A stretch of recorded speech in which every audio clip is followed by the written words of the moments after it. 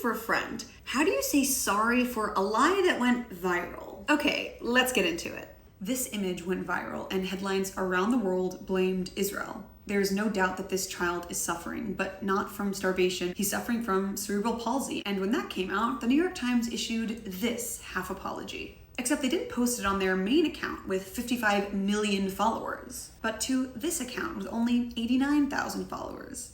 Explain how that's not intentional.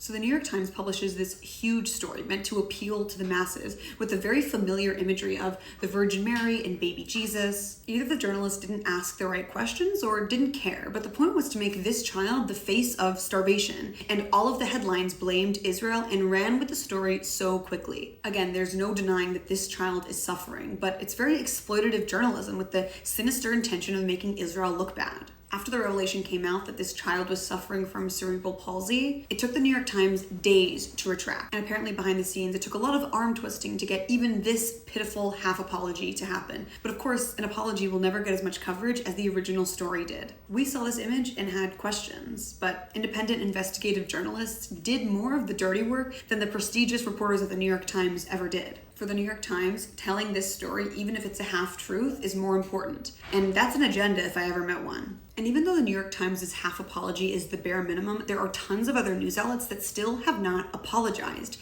That's the BBC, NBC, The Guardian, the Daily Mail, and the Daily Express. Tag them in the comments to know that irresponsible journalism must be held accountable. And check out our page for all the details and the receipts on this story.